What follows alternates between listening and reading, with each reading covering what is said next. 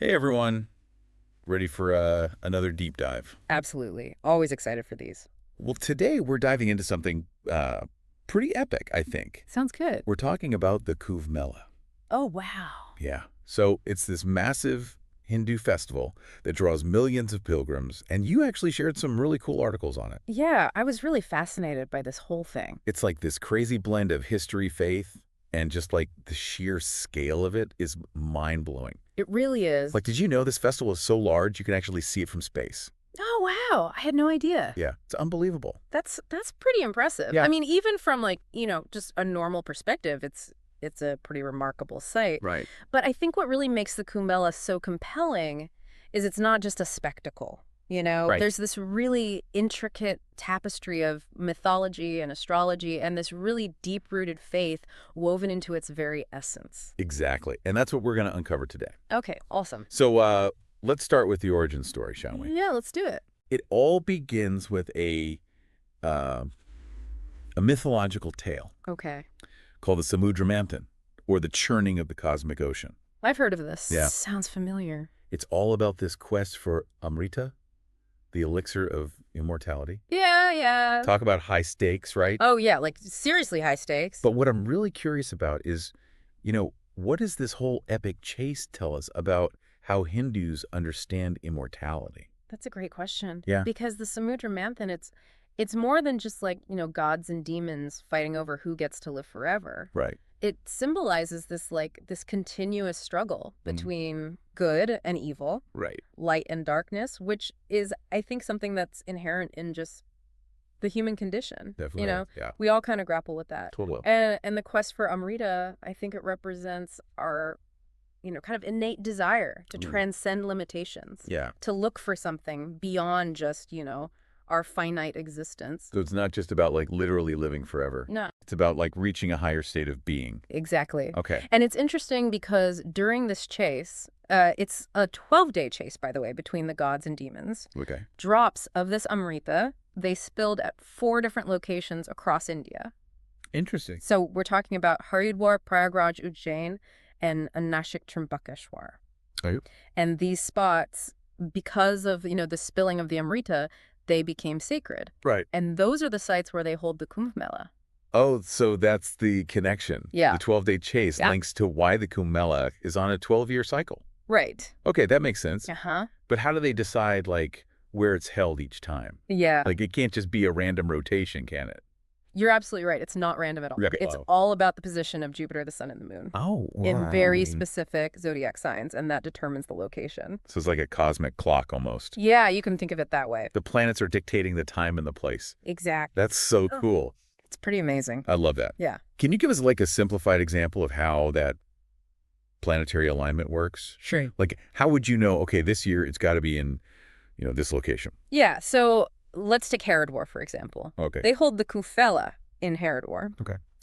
When Jupiter is in Aquarius, the Sun is in Aries, and the Moon is in Sagittarius. Wow. Specific. Yeah, and this specific alignment Mhm. is believed to create this really auspicious energy Okay. that's conducive to spiritual purification and renewal.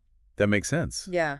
Like the stars themselves are kind of guiding this whole event. It's a pretty powerful idea. Yeah, it is. Right. But even with this whole like, the mythological and astrological backdrop, Mhm. there still seems to be some debate about the actual historical origins of the festival, right? Yeah, the historical picture is a little bit nuanced. I figured. Some scholars, they point to ancient Hindu texts, Okay. like the Skanda Purana, for example. Mhm. And there's accounts from this 7th century Chinese pilgrim named Xuanzang. Oh, wow. And they describe these festivals that really resemble the Kumbh Mela. So like early versions.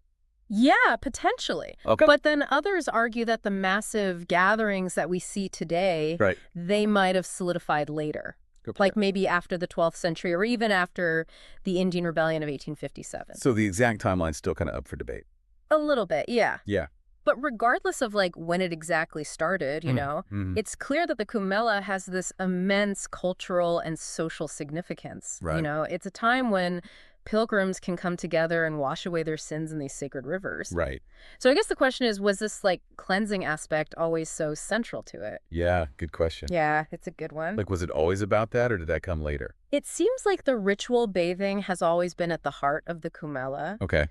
It's believed to not only cleanse sins, Okay. but also to grant you spiritual merit, which is known as punya. Punya. And that's what helps one progress on the path to moksha. Can you explain moksha for our listener? Yeah, Because that's a pretty profound idea, it is. but it can seem a little abstract. Yeah, absolutely. So moksha in Hindu philosophy represents liberation Okay. from the cycle of birth and death. Right. It's about achieving a state of enlightenment Mm-hmm. and union with the divine. Okay. So the Kumbh Mela, with all of its emphasis on ritual purification Right. and this kind of spiritual seeking, Yeah. it's considered a very powerful opportunity to make progress on this path. So it's not just about, cleansing the past, but it's also about moving toward a higher spiritual state. Exactly. Okay, interesting. Yeah. So there are people who just go for like a single dip, Yeah. and then there are others who stay for like way longer, Right. living a life of austerity and devotion on the riverbanks. Right. These are the serious folks. Yeah, so like what does that actually entail? Yeah. Or what motivates them to make that kind of commitment? Well, these dedicated souls, they're called kalpwasi. Kalpwasi. Yeah, and they live on the banks of the sacred river for weeks, Ah. sometimes even months, Wow. dedicating themselves to prayer, meditation, and selfless service. Sorry. Yeah, and their daily life is like stripped down to just the bare essentials. Wow. They're focused entirely on spiritual practice. That's incredible. It's pretty remarkable. Like, to imagine that kind of dedication. Yeah. Can you paint us a picture? Like, what would a typical day be like for a Kalpwasi? Sure. What are the challenges they face and the rewards they're looking for? So imagine waking before dawn Okay. and the air still crisp with the night's chill, Okay. and they begin their day with a dip in the sacred river, Okay. offering prayers as the sun rises. And their days are filled with chanting, meditation, and they attend discourses given by spiritual leaders. So it's really immersive. Totally. Like a complete departure from, our normal routines. Completely different world. Yeah. Yeah. And what about the marketplace that pops up during the Kumbh Mela? Oh, yeah. Is that part of the experience too? Absolutely. It's like Uh-huh. a vibrant hub of activity. Really? Yeah, it's like a microcosm of Indian society. Oh, wow. You can find everything there. So it's not just like religious stuff? No, you'll find religious artifacts. Okay. You'll find traditional crafts, Mm-hmm. everyday necessities, Okay. and even modern conveniences. Oh, wow. So it's like a fully functioning Yeah, it's little cool. city. Yeah, it's a place where pilgrims can stock up on supplies, Okay. find some unique souvenirs, Right. and just kind of experience the energy and diversity of the whole gathering. So it intertwines like the faith and tradition and commerce all in one place. It's amazing. That's really cool. It is. It sounds like such an immersive experience. Yeah. But speaking of that vibrant life at the Kumbh Mela, Yeah. we have to talk about the sadhus, Right. the holy men Of course. that are like so associated with the festival. What role do they play? Yeah. What's their deal? Well, the sadhus are like essential to the Kumbh Mela. They're ascetics who've renounced worldly possessions Okay. and dedicated their lives to spiritual pursuits. What makes them stand out so much? They often have this really striking appearance, Really? wearing saffron robes, long dreadlocks, and they smear ash on their bodies. Oh, wow. Yeah, and they lead processions. Huh. They perform rituals. They offer spiritual guidance to pilgrims, Okay. and their camps are something else. What are their camps like? They're known as sadhu akadas. Sadhu akadas. Yeah. Okay. And they're just a sight to behold with their Really? unique customs and rituals. Okay. Yeah, it's pretty amazing. So they're kind of like embodying a different way of life. Exactly. Yeah. One that's focused on that spiritual liberation. Right. And they're kind of a reminder of the diverse paths within Hinduism Yeah, for sure. and like the pursuit of moksha. Exactly. Okay, cool. Yeah. But historically, these gatherings weren't just about faith. Right. They played a role in shaping like social and political movements too. You're absolutely right. Yeah. The Kumbh Mela has this fascinating history of being interwoven with, socio-political currents. especially during the Indian independence movement. Exactly. It became a platform for nationalist leaders to spread their message Yeah. and mobilize people. It's really a testament to the event's power to unite and influence. Right, because it brings so many people together. It's a huge gathering. Yeah. So it shows how deeply embedded the Kumbh Mela is in Indian society. Yeah. It's not just spiritual. It touches on the political landscape, too. Yeah, for sure. Mhm. Well, let's shift our focus to the modern day Kumbh Mela. Okay. Because, it's hard to even imagine managing such a massive event in today's world. Yeah, it's a huge undertaking. Like, what are some of the logistical challenges they face? Logistically, it's a monumental task. I bet. Just imagine Yeah. accommodating millions of pilgrims, Right. providing sanitation, Right. healthcare security. It's mind-boggling the scale of the operation. Yeah. So, what strategies are they using to manage this temporary megacity? They use a lot of innovative approaches, Like what? like satellite imagery for crowd management. Makes sense. Yeah, and they're using RFID tags to track lost pilgrims. Oh, that's smart. Uh-huh. Yeah. And even AI-powered systems to predict crowd flow. Wow, that's so cool. It's amazing. So they're really using technology Yeah. to preserve and manage this ancient tradition. It's a really interesting blend of old and new. Definitely. Yeah. But along with the logistical hurdles, there must be environmental concerns too. Oh, absolutely. Right. The impact of such a large gathering on the rivers and the surrounding ecosystems, Right. that's a growing concern. The sheer volume of ritual bathing and waste generation and resource consumption. It can definitely strain the environment. What are some of the specific environmental challenges and what steps are being taken to address them? Well, one major concern is water pollution. From all the ritual bathing and waste disposal to try and mitigate this, they've implemented really strict waste management systems. Okay. They're promoting eco-friendly practices among the pilgrims. Okay, that's good. And they even employ bioremediation techniques to cleanse the river water. Oh, wow. So they're really trying to, They're putting in a lot of effort. protect the environment while preserving the tradition. It's a tough balance. Speaking of preserving tradition, Yeah, how has the Kumbh Mela changed over time?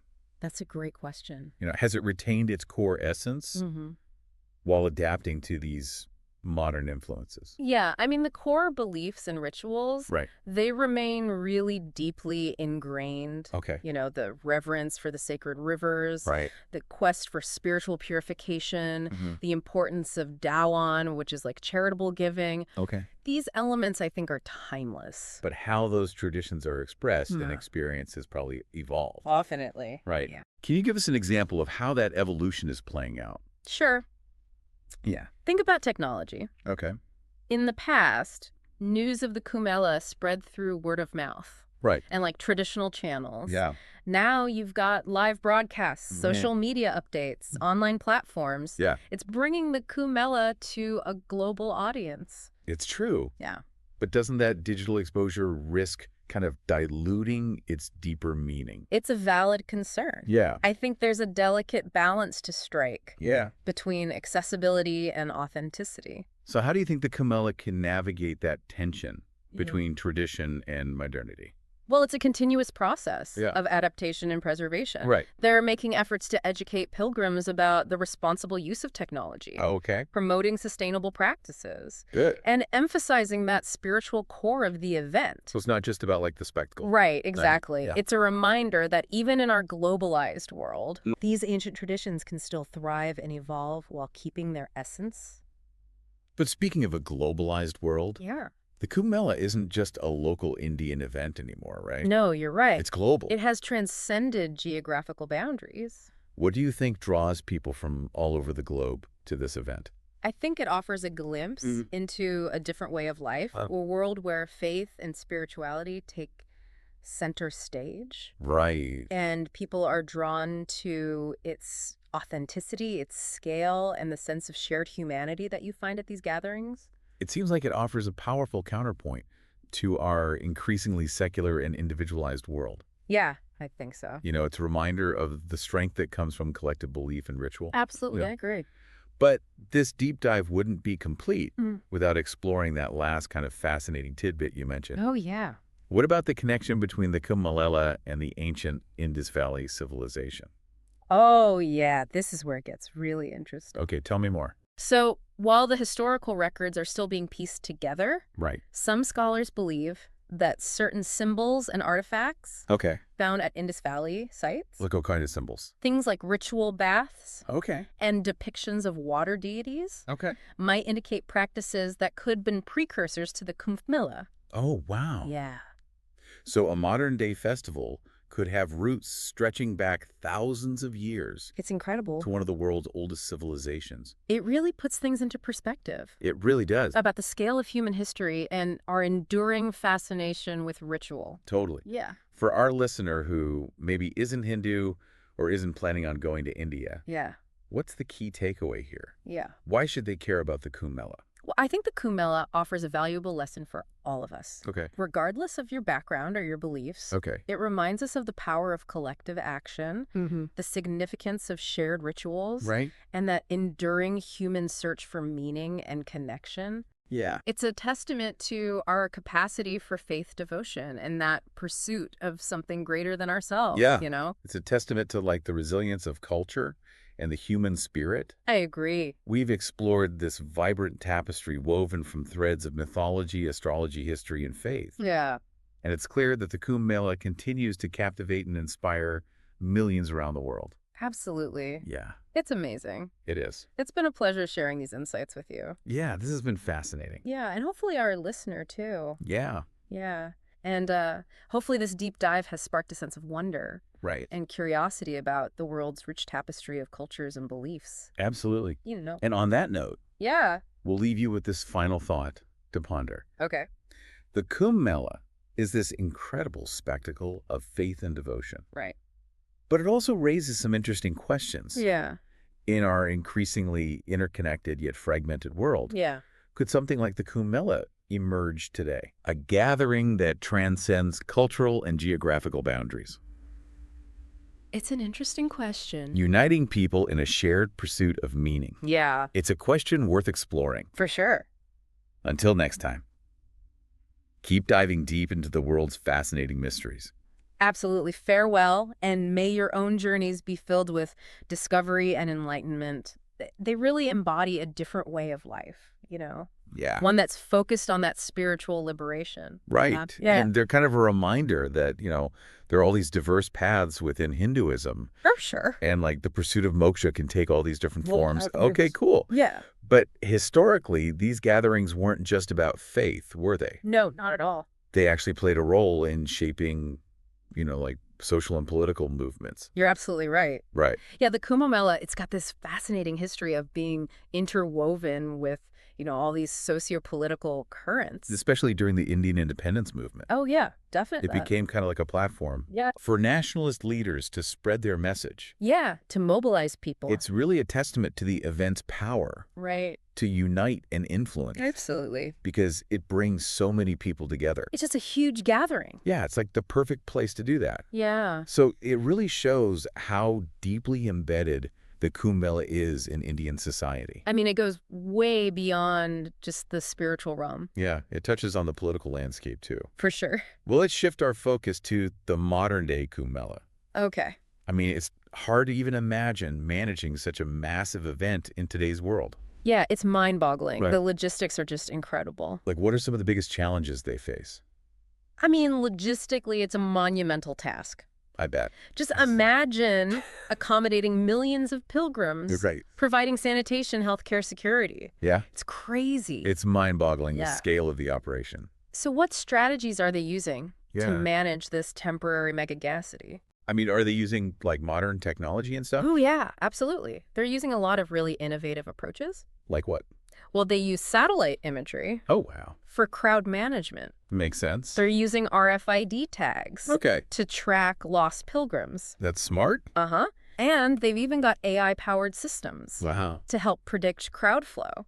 That's amazing. It's pretty incredible. So they're really using technology Yeah. to preserve and manage this ancient tradition. It's a really interesting blend of old and new. Definitely. Yeah.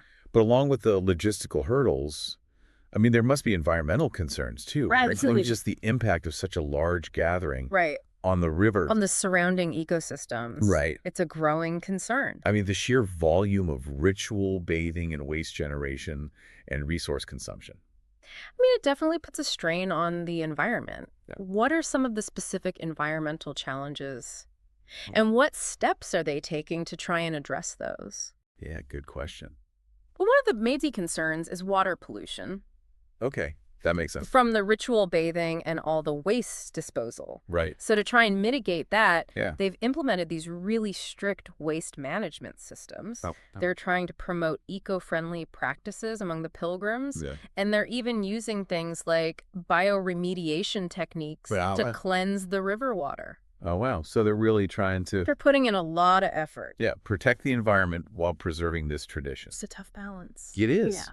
Speaking of preserving tradition, Mm-hmm. how has the Kumbh Mela changed over time? That's a great question. You know, has it retained its core essence while adapting to these modern influences? Well, I think, the core beliefs and rituals, Right. they remain deeply ingrained. Yeah. The reverence for the sacred rivers, the quest for spiritual purification, Mm-hmm. the importance of dayin, which is like charitable giving. Right. I think these elements are timeless. But how those traditions are expressed and experienced, Right. that has definitely evolved. Can you give us an example of how that evolution is playing out? Sure. Yeah. Well, just think about technology. Okay. In the past, news of the Kumbh Mela spread through word of mouth Right. and traditional channels. Right. Now you've got live broadcasts, Yeah. social media updates, online platforms. Yeah. It's bringing the Kumbh Mela to a global audience. That's true. But doesn't that kind of digital exposure risk diluting the deeper meaning of the event? That's a good point. Yeah, it's a valid concern. Yeah. I think there's this delicate balance to strike Yeah. between accessibility and authenticity. So how do you think the Kumbh Mela can navigate that tension Right. between tradition and modernity? It's a continuous process Yeah. of adaptation and preservation. Right. Yeah. They're making efforts to educate pilgrims Okay. about responsible use of technology, Okay. promoting sustainable practices and emphasizing the spiritual core of the event. Yeah. So it's not just about like the spectacle. Exactly. Yeah. It's a reminder that even in our globalized world, Yeah. Right. these ancient traditions can still thrive and evolve, Right. but keep their essence. Speaking of a globalized world, Yeah, I mean, the Kumbh Mela isn't just a local Indian event anymore, is it? you're right. It's global. It has transcended geographical boundaries. It has. What do you think draws people from all over the globe to this event? Yeah. Like, why are people so fascinated by it? I think it offers a glimpse Yeah. into a different way of life. Okay. A world where faith and spirituality really take center stage, Yeah. Right. And I think people are drawn to its authenticity, its scale, Yeah. and that sense of shared humanity that you Yeah. find at these gatherings. Yeah. It really does seem like it offers this powerful counterpoint Right. to our, increasingly secular and individualized world. Yeah, for sure. It's a reminder of like the strength that comes from collective belief and ritual. Absolutely. But this deep dive wouldn't be complete without exploring that last fascinating tidbit you mentioned earlier. Oh, yeah. The connection between the Kumbh Mela and the ancient Indus Valley civilization. Oh, yeah. This is where it gets really interesting. Okay, tell me more. So, while the historical records are still kind of being pieced together, Right. some scholars believe that certain symbols and artifacts found at Indus Valley sites Okay. might point to practices that could have been like precursors to the Kumbh Mela. Oh, wow. Yeah. Like what kind of symbols are we talking about? Things like ritual baths Okay. and depictions of water deities. Okay, so like water playing a central role. Yeah, exactly. So Okay. it's not conclusive, but it's Right. a really fascinating possibility. So a modern day festival could have roots stretching back thousands of years It's pretty mind-blowing. to one of the world's oldest civilizations. It really puts things into perspective. It really does. The scale of human history Yeah. and our just enduring fascination with ritual. Yeah, like we've been doing this kind of thing for a really long time. It seems like it. Yeah. Yeah. It's pretty amazing. Well, for our listener who maybe isn't Hindu Right. or isn't planning a pilgrimage to India, Mhm. what's the takeaway here? Yeah. Like, why should they care about the Kumbh Mela? Well, I think the Kumbh Mela offers a really valuable lesson for all of us. Okay. Regardless of your background or beliefs, Okay. it reminds us of the power of collective action, Yeah. the significance of shared rituals, Right. and just that, enduring human search for meaning and connection. Yeah, we're all kind of looking for that. It seems like it. Right. It's a testament to our capacity for faith, for devotion, Yeah. and for the pursuit of something greater than ourselves. It's inspiring. It is pretty inspiring. It's also a testament to, like, the resilience of culture Right. and the human spirit. Yeah. We've explored this vibrant tapestry We have. woven from threads of mythology, astrology, history, and faith. And it's clear that the Kumbh Mela, it continues to captivate and inspire millions around the world. It really does. Yeah, it's a pretty special event. It's been fascinating learning about all this. Yeah, it's been a pleasure sharing these insights with you. Yeah, thanks for joining us. Yeah, of course. And hopefully our listener found this interesting as well. Yeah, I hope so. We'll leave you with this final thought to ponder. Okay.